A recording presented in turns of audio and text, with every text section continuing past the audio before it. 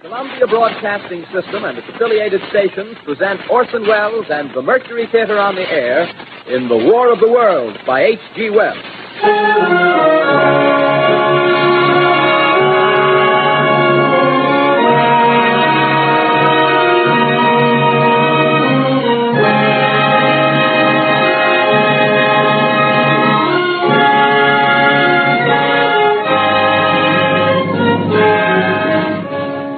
Ladies and gentlemen, the director of the Mercury Theater and star of these broadcasts, Orson Welles. We know now that in the early years of the 20th century, this world was being watched closely by intelligences greater than man's, and yet as mortal as his own.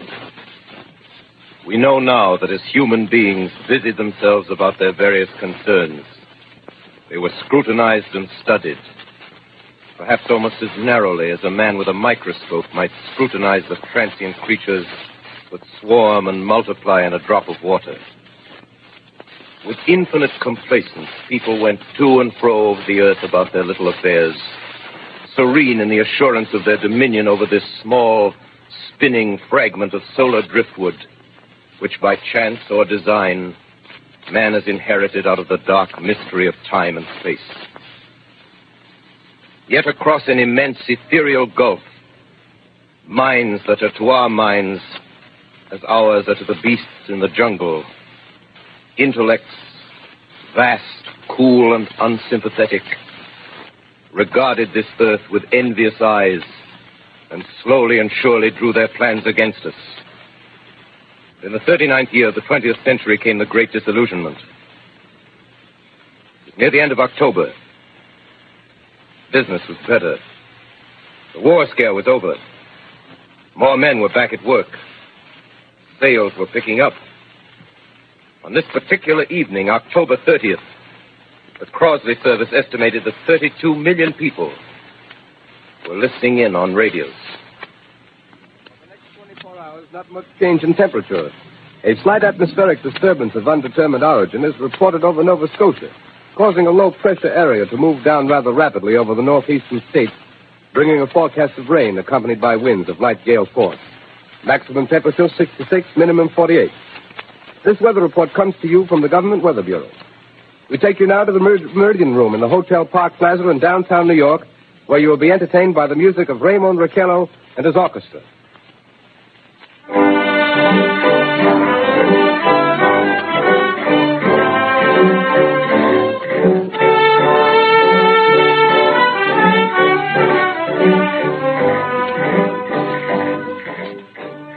Good evening, ladies and gentlemen. From the Meridian Room in the Park Plaza Hotel in New York City, we bring you the music of Raymond Raquello and his orchestra. With a touch of the Spanish, Raymond Raquello leads off with La Comparsita.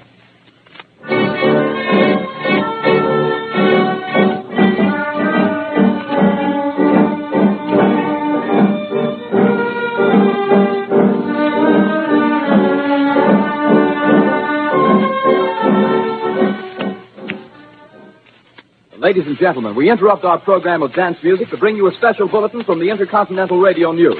At 20 minutes before 8 Central Time, Professor Farrell of the Mount Jennings Observatory, Chicago, Illinois, reports observing several explosions of incandescent gas occurring at regular intervals on the planet Mars.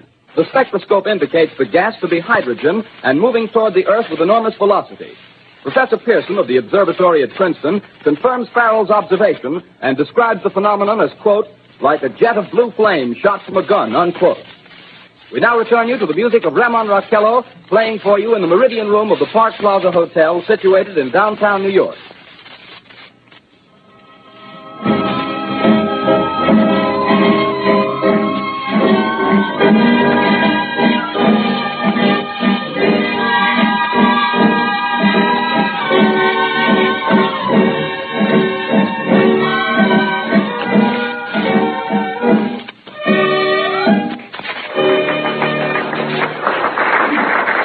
And now a tune that never loses favor, the ever-popular Stardust, Raymond Raquello and his orchestra.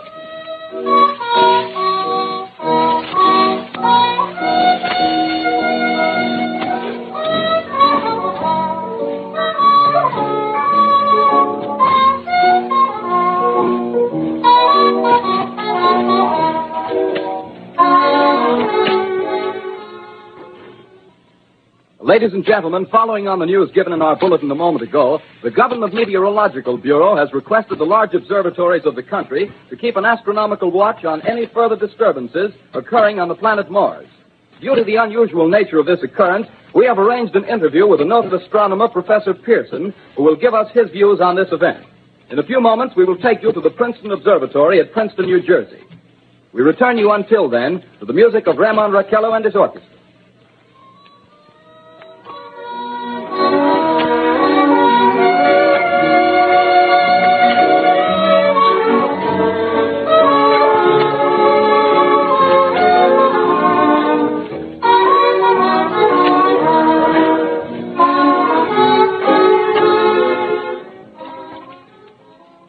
We are ready now to take you to the Princeton Observatory at Princeton, where Carl Phillips, our commentator, will interview Professor Richard Pearson, famous astronomer. We take you now to Princeton, New Jersey. Good evening, ladies and gentlemen. This is Carl Phillips speaking to you from the observatory at Princeton. I'm standing in a large semicircular room, pitch black except for an oblong split in the ceiling. Through this opening, I can see a sprinkling of stars that cast a kind of frosty glow over the intricate mechanism of the huge telescope. The ticking sound you hear is the vibration of the clockwork. Professor Pearson stands directly above me on a small platform, peering through the giant lens. I'll ask you to be patient, ladies and gentlemen, during any delay that may arise during our interview. Besides the ceaseless watch of the heavens, Professor Pearson may be interrupted by telephone or other communications. During this period, he is in constant touch with the astronomical centers of the world. Professor, may I begin our questions? Any time, Mr. Phillips.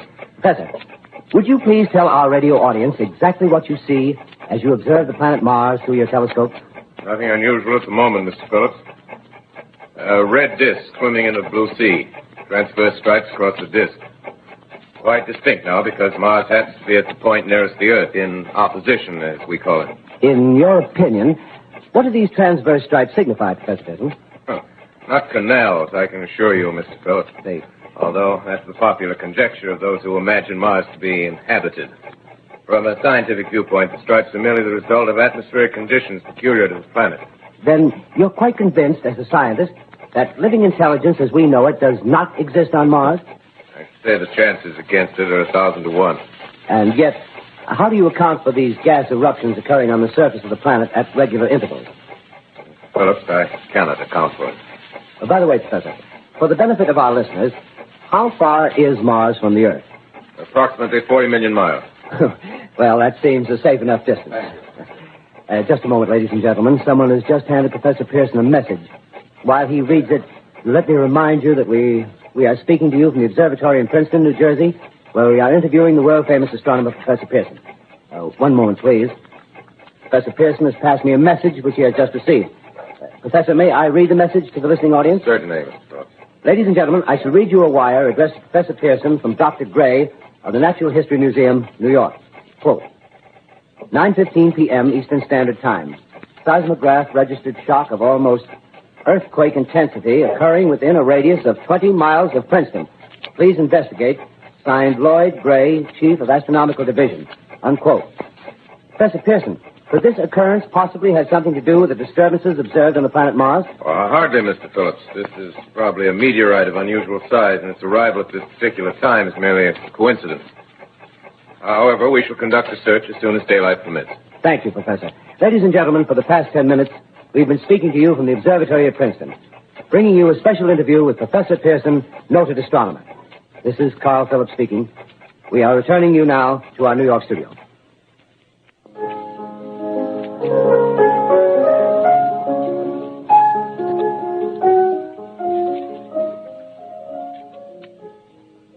Ladies and gentlemen, here is the latest bulletin from the Intercontinental Radio News. Toronto, Canada. Professor Morse of Macmillan University reports observing a total of 3 explosions on the planet Mars between the hours of 7:45 p.m. and 9:20 p.m. Eastern Standard Time. This confirms earlier reports received from American observatories. Now, nearer home, comes a special bulletin from Trenton, New Jersey. It is reported that at 8:50 p.m., a huge flaming object, believed to be a meteorite, fell on a farm in the neighborhood of Grover's Mill, New Jersey, 22 miles from Trenton. The flash in the sky was visible within a radius of several hundred miles, and the noise of the impact was heard as far north as Elizabeth. we have dispatched a special mobile unit to the scene, and we'll have our commentator, Carl Phillips, give you a word picture of the scene as soon as he can reach there from Princeton. In the meantime, we take you to the Hotel Martinet in Brooklyn, where Bobby Millett and his orchestra are offering a program of dance music.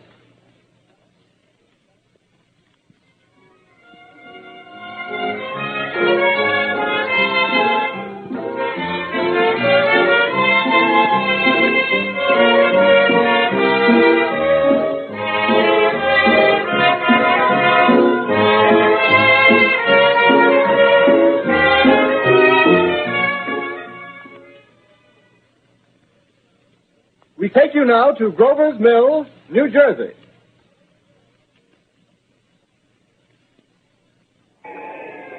Ladies and gentlemen, this is Carl Phillips again, out at the Wilmot Farm, Grover's Mill, New Jersey. Professor Pearson and myself made the 11 miles from Princeton in 10 minutes. Well, I hardly know where to begin. To paint for you a word picture of a strange scene before my eyes, like something out of a modern Arabian Nights. Well, I just got here. I hadn't had a chance to look around yet. I guess that's it. Yes, I guess that's the thing directly in front of me. Half buried in a vast pit. Must have struck with terrific force. The ground is covered with splinters of a tree. It must have struck on its way down. But I can see the object itself doesn't look very much like a meteor. At least not the meteors I've seen. It looks more like a huge cylinder. Has a diameter of, what would you say, Professor Pearson? What's that? What would you say, what's the diameter of this? About 30 yards. About 30 yards. The metal on the sheath is, well, I've never seen anything like it. The color is sort of yellowish white. There's curious spectators now are pressing close to the object in spite of the efforts of the police to keep them back. Getting in front of my line of vision. Would you mind standing one side, please? While the policemen are pushing the crowd back. Here's Mr. Wilmot, owner of the farm here. He may have some interesting facts to add. Mr. Wilmot, would you please tell the radio audience as much as you remember of this rather unusual visitor that dropped in your backyard? A step closer, please. Ladies and gentlemen, this is Mr. Wilmot. Well, I was listening to the radio. Closer and louder, please. Pardon me? Louder, please, closer. Yes.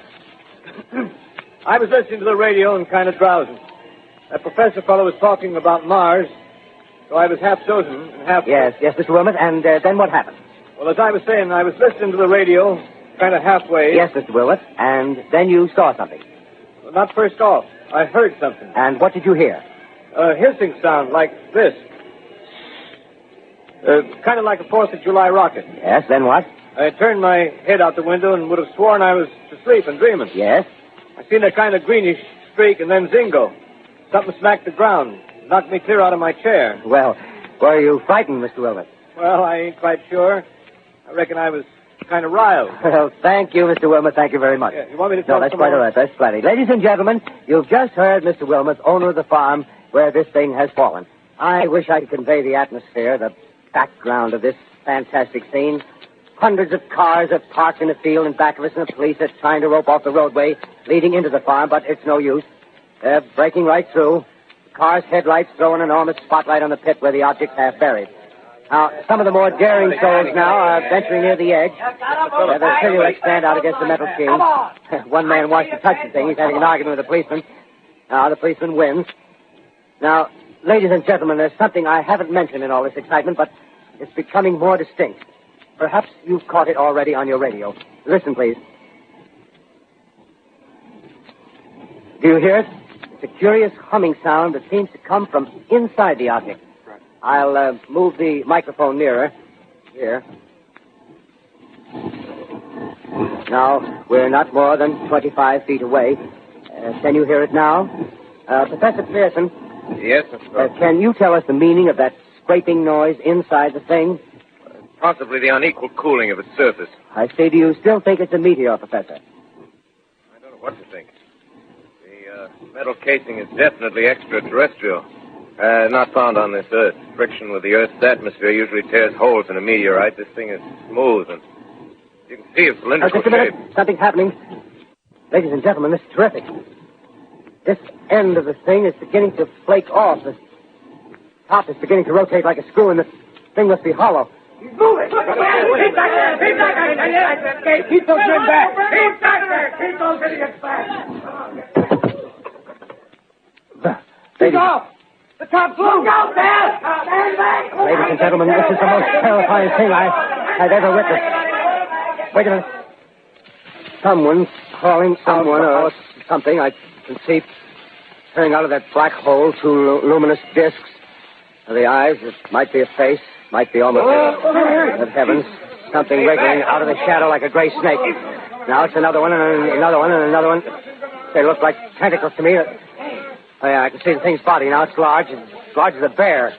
It glistens like wet leather, but that face, ladies and gentlemen, it's indescribable. I can hardly force myself to keep looking at it. It's so awful. The eyes are black and they gleam like a serpent. The mouth is a kind of D-shape with saliva dripping from its rimless lips that seem to quiver and pulsate. And the monster or whatever it is can hardly move. It seems weighed down by possibly gravity or something. The thing's rising up now and the cloud falls back. It seems plenty. The most extraordinary experience, ladies and gentlemen. I can't find words. Well, I'll pull this microphone with me as I talk. I'll have to stop the description so I can take a new position. Hold on, will you, please? I'll be right back in a minute.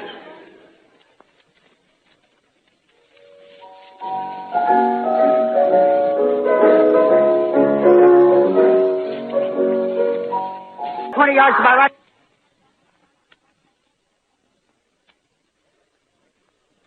Ladies and gentlemen, due to circumstances beyond our control, we are unable to continue the broadcast from Grover's Mill. Evidently, there's some difficulty with our field transmission. However, we will return to that point at the earliest opportunity. In the meantime, we have a late bulletin from San Diego, California. Professor Indelkoffer, speaking at a dinner of the California Astronomical Society, expressed the opinion that the explosions on Mars are undoubtedly nothing more than severe volcanic disturbances on the surface of the planet. We continue now with our piano interlude.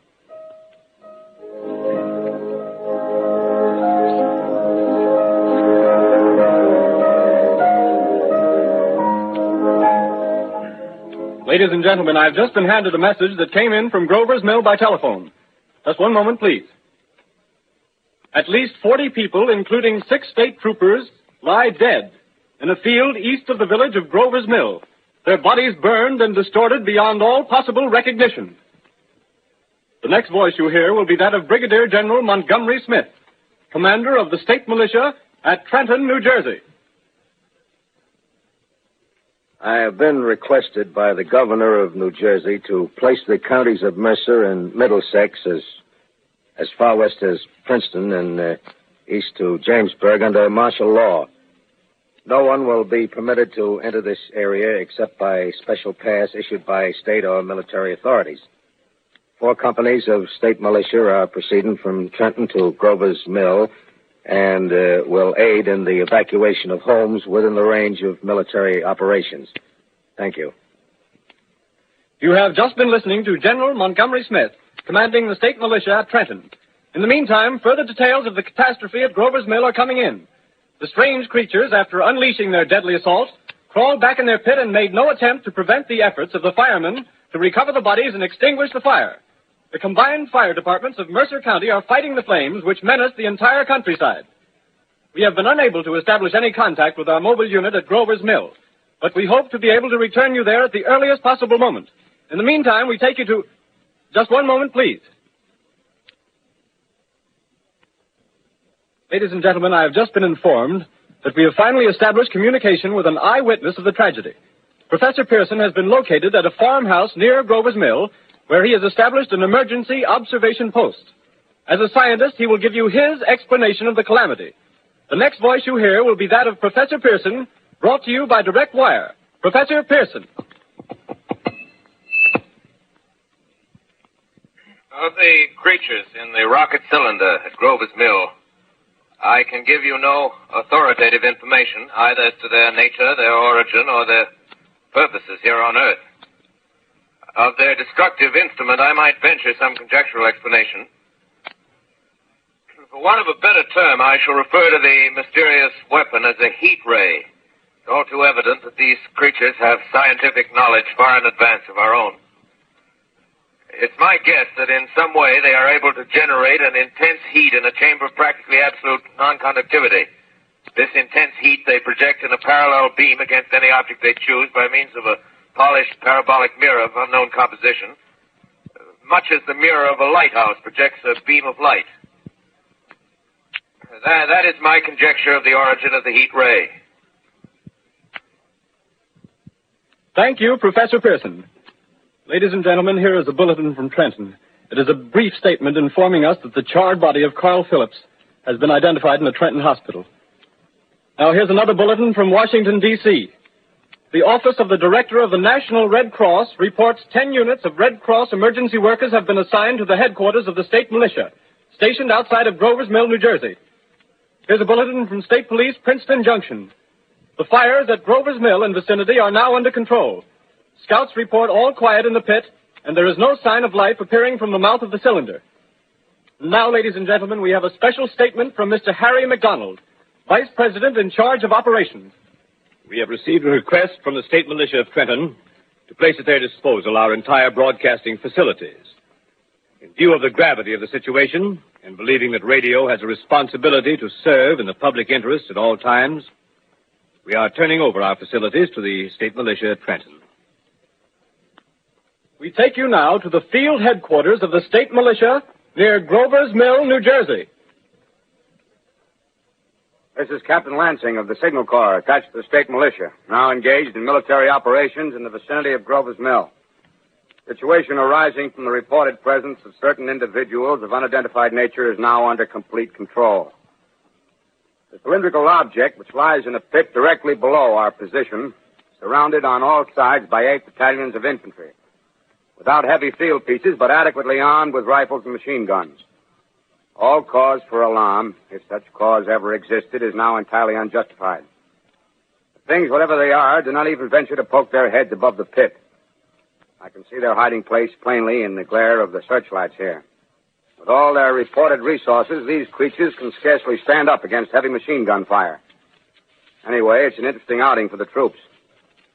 I can make out their khaki uniforms crossing back and forth in front of the lights. Looks almost like a real war. There appears to be some slight smoke in the woods bordering the Millstone River. Probably fire started by campers. Well, we ought to see some action soon. One of the companies is deploying on the left flank. A quick thrust and it'll all be over. Oh, wait a minute. I see something on top of the cylinder. No, it's nothing but a shadow. Now the troops are on the edge of the Wilmot Farm. 7,000 armed men closing in on an old metal tube.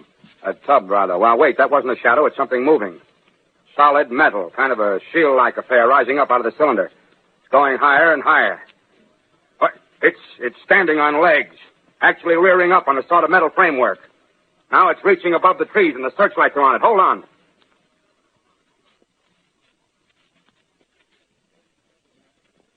Ladies and gentlemen, I have a grave announcement to make. Incredible as it may seem, both the observations of science and the evidence of our eyes lead to the inescapable assumption that those strange beings who landed in the Jersey farmlands tonight are the vanguard of an invading army from the planet Mars. The battle which took place tonight at Grover Mills has ended in one of the most startling defeats ever suffered by an army in modern times. 7,000 men armed with rifles and machine guns pitted against a single fighting machine of the invaders from Mars. 120 known survivors. The rest strewn over the battle area from Grover's Mill to Plainsboro, crushed and trampled to death under the metal feet of the monster, or burned to cinders by its heat ray. The monster is now in control of the middle section of New Jersey and has effectively cut the state through its center. Communication lines are down from Pennsylvania to the Atlantic Ocean. Railroad tracks are torn and service from New York to Philadelphia discontinued, except routing some of the trains through Allerton and Phoenixville. Highways to the north, south, and west are clogged with frantic human traffic. Police and army reserves are unable to control the mad flight. By morning, the fugitives will have swelled Philadelphia, Camden, and Trenton. It is estimated to twice their normal population.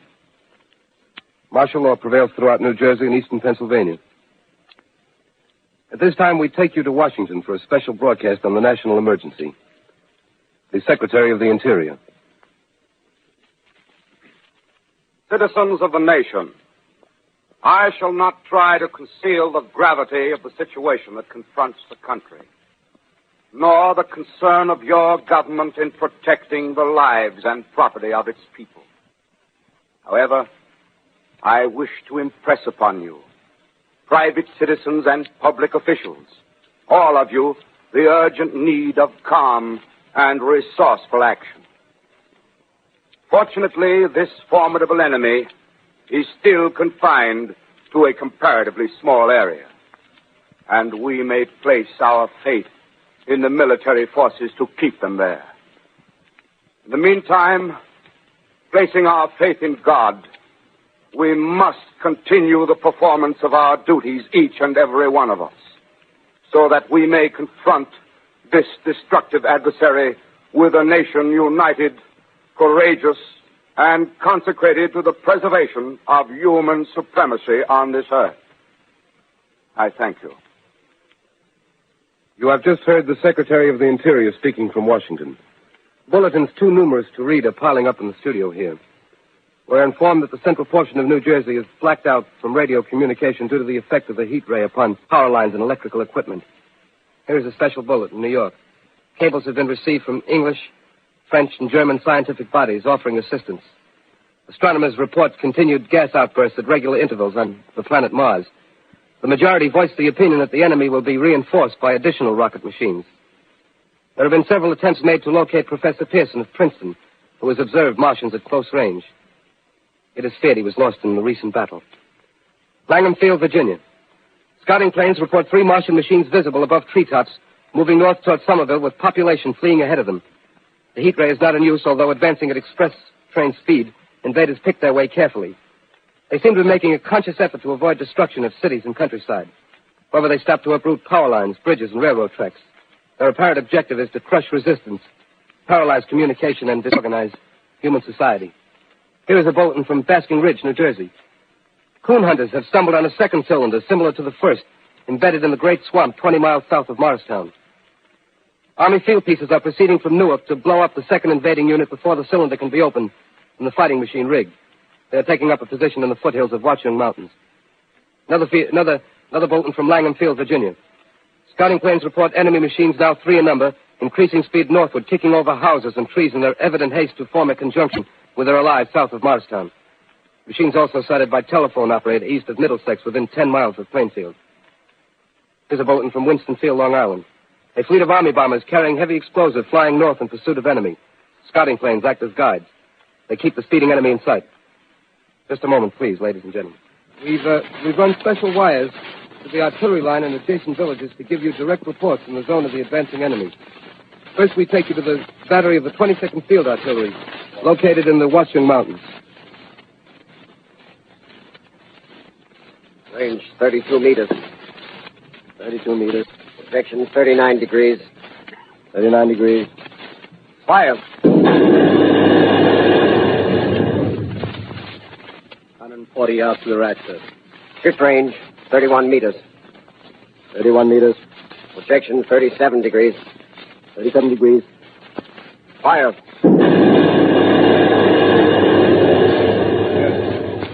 Hit, sir. Got the tripod of one of them. They're stopped.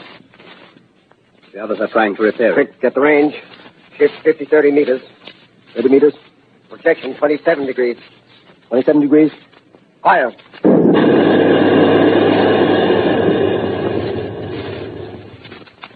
Can see the shell lamp, sir. Letting off a smoke. What is it? Black smoke, sir. Moving this way. Lying close to the ground. Moving fast. Put on gas mask. Get ready to fire. Shift to 24 meters. 24 meters. Projection 24 degrees. 24 degrees. Fire.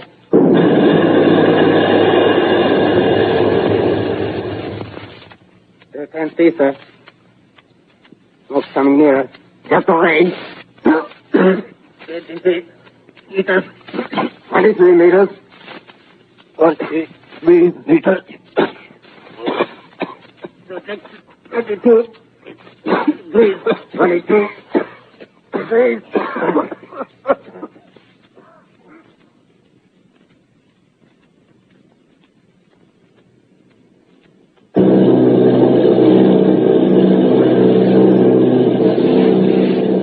Army bombing plane B-843 off Bayonne, New Jersey. Lieutenant Vogt, commanding 8 bombers, reporting to Commander Fairfax, Langham Field. This is Vogt reporting to Commander Fairfax, Langham Field. Enemy tripod machines now in sight. Reinforced by 3 machines from the Morristown cylinder. 6 altogether. One machine partially crippled. Believed hit by shell from Army gun in Watchung Mountains. Guns now appear silent. A heavy black fog hanging close to the earth of extreme density, nature unknown. No sign of heat ray. Enemy now turns east, crossing Passaic River into the Jersey marshes. Another straddles the Pulaski Skyway. Evident objective is New York City. They're pushing down a high-tension power station. The machines are close together now, and we're ready to attack. Planes circling, ready to strike. 1,000 yards, and we'll be over the first.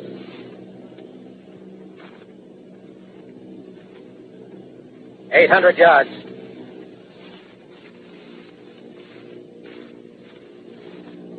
$600.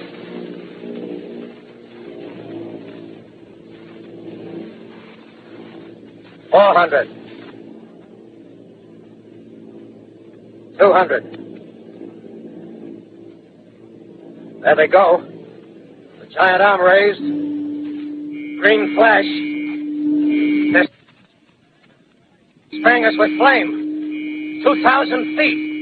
Engines are giving out. No chance to release bombs. Only one thing left. Drop on them, plane and all. We're diving on the first one. Now the engine's gone. 8.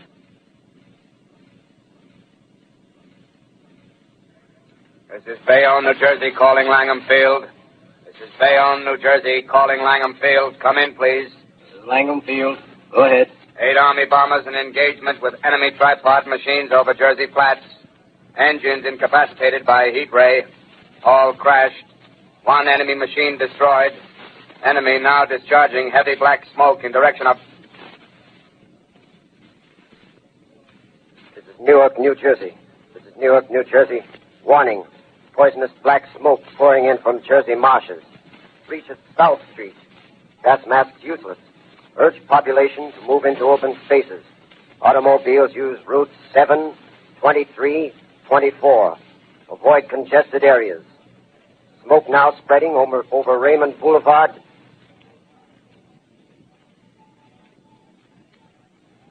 X2L calling CQ, 2X2L calling CQ, 2X2L calling 8X3R. Come in, please. This is 8X3R coming back at 2X2L. How's reception? How's reception? Okay, please. Where are you, 8X3R? What's the matter? Where are you?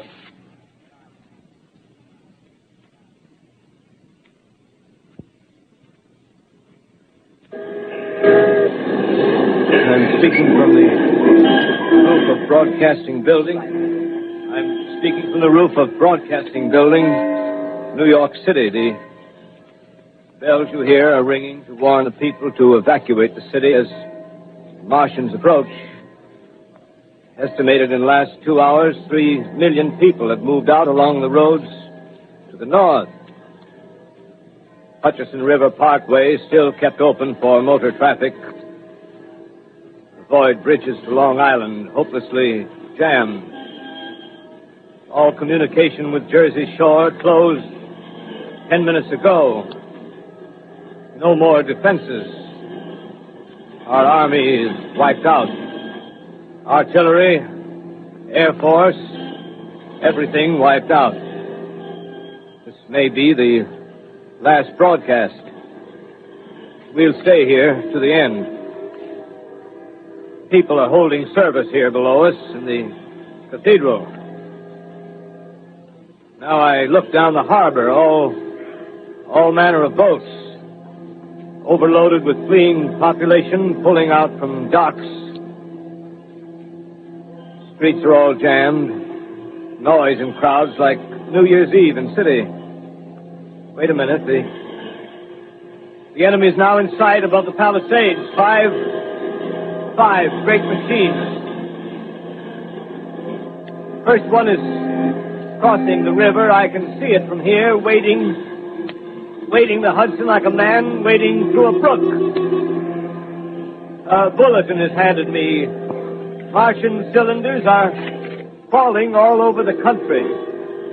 One outside of Buffalo, one in Chicago, St. Louis. Seem to be time and space. Now the first machine reaches the shore. He stands watching, looking over the city. The steel cowlish head is even with the skyscrapers. He waits for the others. They rise like a line of new towers on the city's west side. Now they're lifting their metal hands. This is the end now. Smoke comes out, black smoke drifting over the city. People in the streets see it now. They're running toward the East River, thousands of them, dropping in like rats. Now the smoke's spreading faster. It's reached Times Square. People are trying to run away from it, but it's no use. They're falling like flies. Now the smoke's crossing 6th Avenue. 5th Avenue. 100 yards away. It's 5th Street.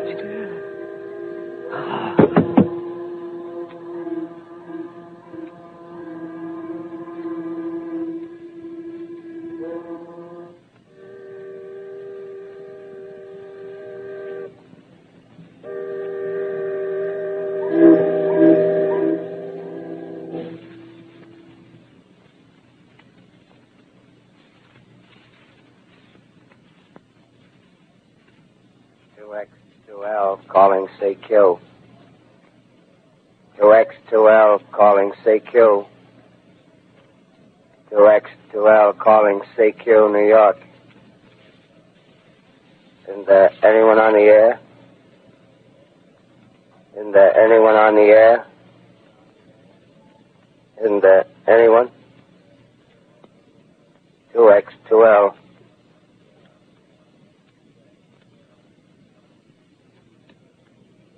You are listening to a CBS presentation of Orson Welles and the Mercury Theater on the Air in an original dramatization of The War of the Worlds by H.G. Wells. The performance will continue after a brief intermission. This is the Columbia Broadcasting System. The War of the Worlds by H.G. Wells, starring Orson Welles and the Mercury Theater on the Air.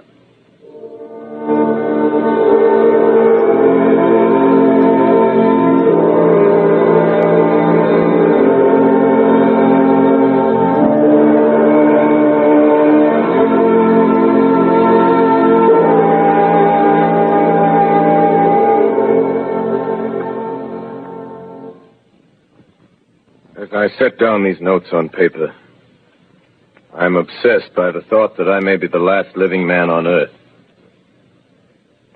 I've been hiding in this empty house near Grover's Mill, a small island of daylight cut off by the black smoke from the rest of the world. All that happened before the arrival of these monstrous creatures in the world now seems part of another life. A life that has no continuity with the present. Furtive existence of the lonely derelict who pencils these words on the back of some astronomical notes bearing the signature of Richard Pearson. I look down at my blackened hand and I try to connect them with a professor who lives at Princeton and who, on the night of October 20th, glimpsed through his telescope an orange splash of light on a distant planet. My wife, my colleagues, my students, my books, my observatory, my world. Where are they? Did they ever exist? Am I Richard Pearson? What day is it? Do days exist without calendars? Does time pass when there are no human hands left to wind the clocks? In writing down my daily life, I tell myself I shall preserve human history between the dark covers of this little book that was meant to record the movements of the stars. But to write, I must live, and to live, I must eat. Find moldy bread in the kitchen and an orange not too spoiled to swallow. keep watch at the window. Time to time, I catch sight of a Martian above the black smoke. The smoke still holds the house in its black coil, but at length there's a hissing sound, and suddenly I see a Martian mounted on his machine, spraying the air with a jet of steam as if to dissipate the smoke. I watch in a corner as his huge metal legs nearly brush against the house. Exhausted by terror, I fall asleep.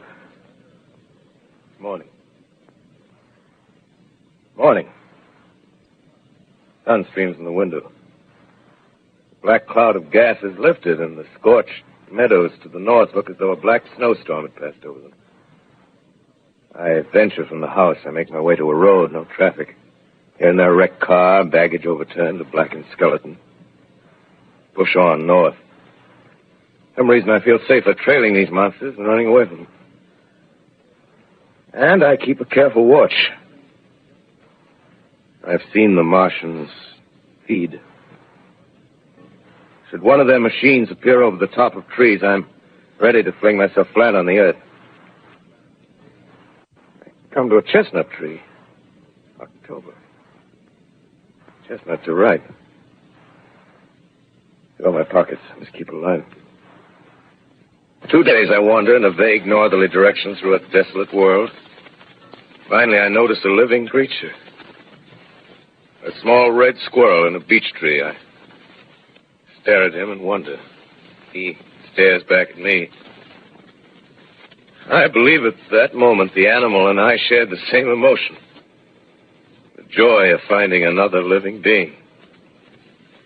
Push on north. I find dead cows in a brackish field, and beyond the charred ruins of a dairy and a silo, remain standing guard over the wasteland like a lighthouse, deserted by the sea.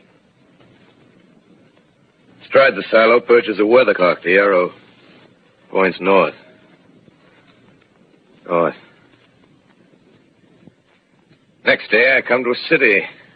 City vaguely familiar in its contours, yet its buildings strangely dwarfed and leveled off as if a giant had sliced off its highest towers with a capricious sweep of his hand.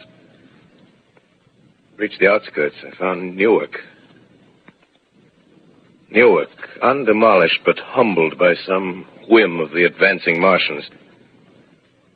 Presently, with an odd feeling of being watched, I caught sight of something crouching in a doorway. I made a step towards it. It rose up and became a man. A man armed with a large knife. Stop! Where do you come from? I come from many places. A long time ago, from Princeton. Princeton, huh? That's near Grover's Mill. Yes. Grover's Mill. There's no food here. This is my country. All this end of town down the river. There's only food for one. Which way are you going? I don't know. I guess I'm looking for people. Hey, what was that? Did you hear something just then? No. Only a bird. A live bird. Yeah. You get to know that birds have shadows these days. Hey, we're in the open here. Let's crawl in this doorway here and talk. Have you seen any Martians? No. They're going over to New York. Night, the sky's alive with their lights, just as if people were still living in it. By daylight, you can't see them. 5 days ago, a couple of them carried something big across the flats from the airport. I think they're learning how to fly. Fly? Yeah, fly. Then it's all over with humanity. Stranger, there's still you and I. 2 of us left. Yeah. They got themselves in solid. They wrecked the greatest country in the world. Those green stars, they're probably falling somewhere every night. They've only lost one machine. There isn't anything to do. We're done. We're licked.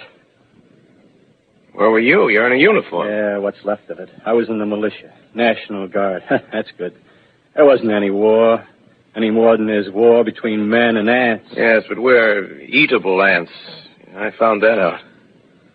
What'll they do to us? I thought it all out. Right now, we're caught as we're wanted. A Martian only has to go a few miles to get a crowd on the run. But they won't keep on doing that. They'll begin catching us systematic, like keeping the best and storing us in cages and things. They haven't begun on us yet. Not begun? Not begun. All that's happened so far is because we don't have sense enough to keep quiet. Bothering them with guns and such stuff and losing our heads and rushing off in crowds.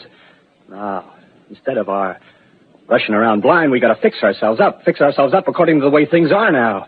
Cities, nations, civilization, progress. Yes, but if that's so, what is there to live for? Well, there won't be any more concerts for 1,000,000 years or so, and no nice little dinners at restaurants. If it's amusement you're after, I guess the game's up. What is there left? Life, that's what. I want to live. Yeah, and so do you. We're not going to be exterminated. And I don't mean to be caught either. Tamed and fattened and bred like an ox. What are you going to do? I'm going on. Right under their feet. I got a plan. We men as men, we're finished. We don't know enough. We got to learn plenty before we got a chance. We've got to live and keep free while we learn, see? I've thought it all out, see? Well, tell me the rest. Well, it isn't all of us that are made for wild beasts. That's what it got to be. That's why I watched you. Watched you.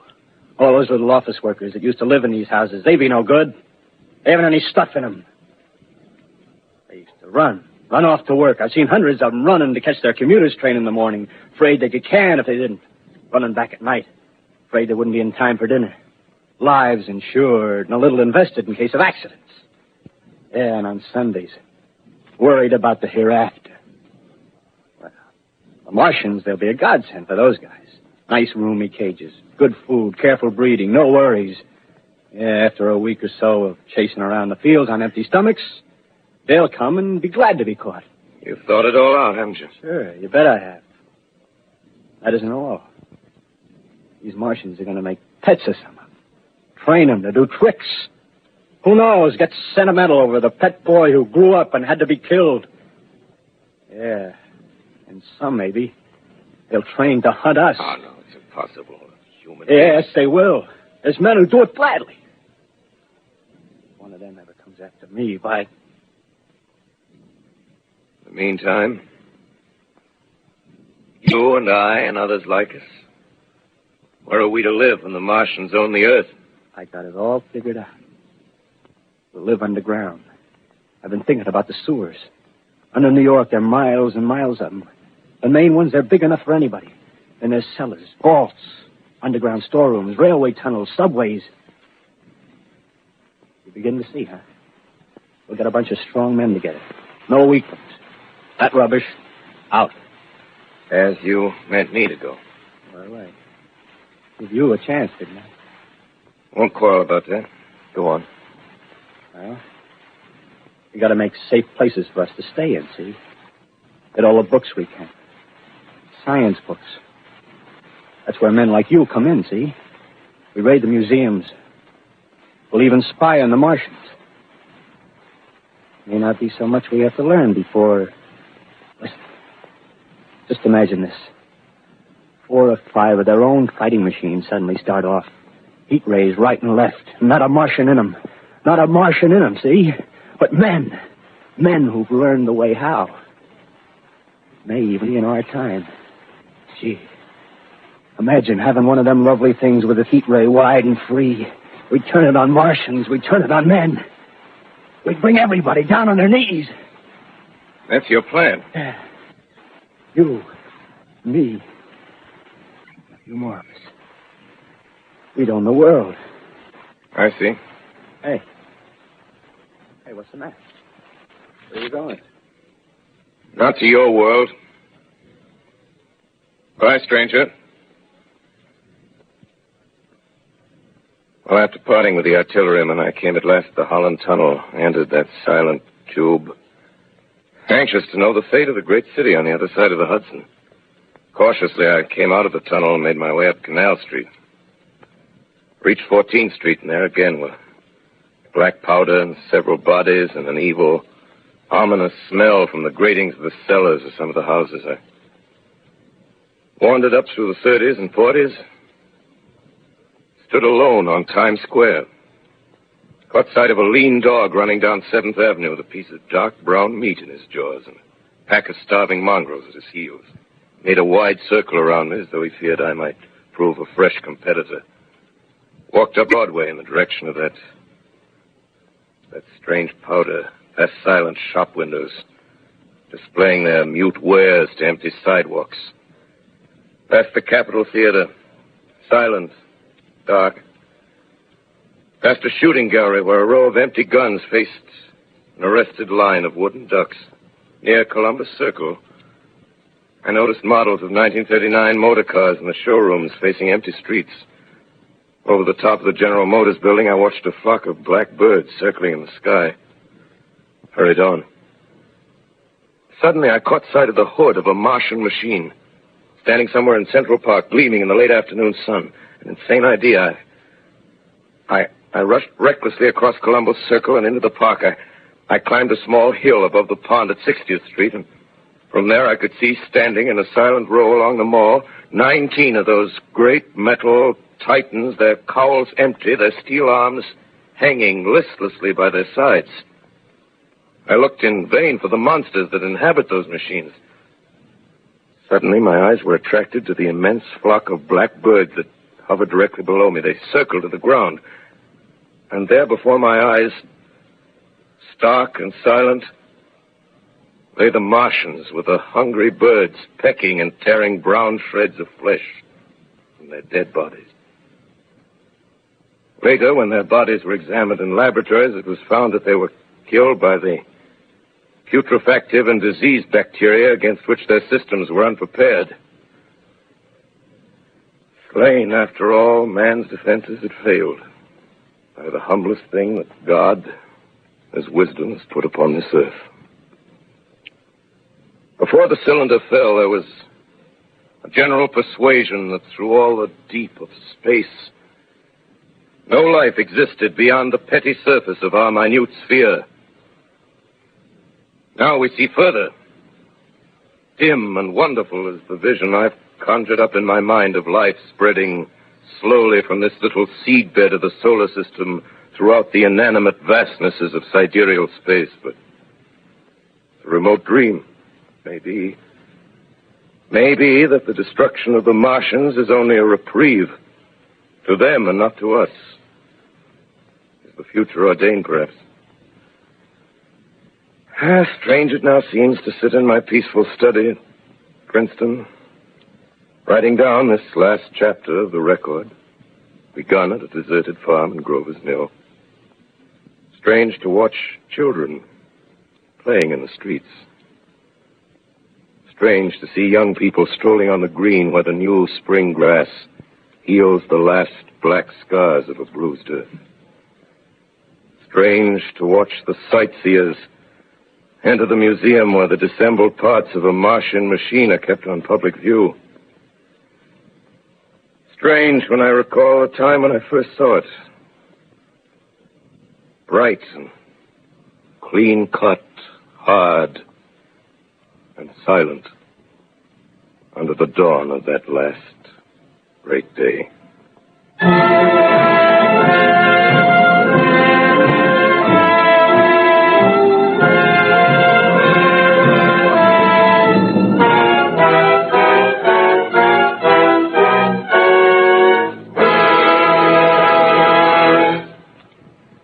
This is Orson Welles, ladies and gentlemen.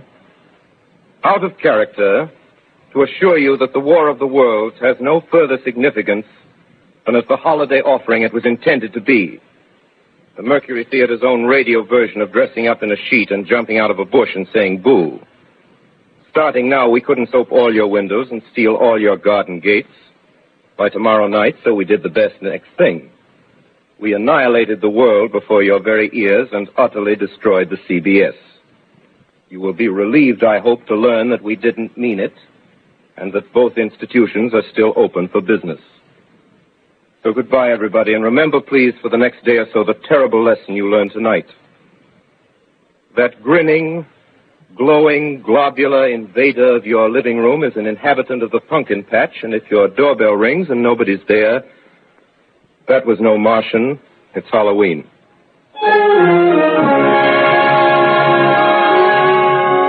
Tonight, the Columbia Broadcasting System and its affiliated stations coast to coast has brought you The War of the World by H.G. Wells, the 17th in its weekly series of dramatic broadcasts featuring Orson Welles and the Mercury Theater on the air. Next week, we present a dramatization of 3 famous short stories. This is the Columbia Broadcasting System.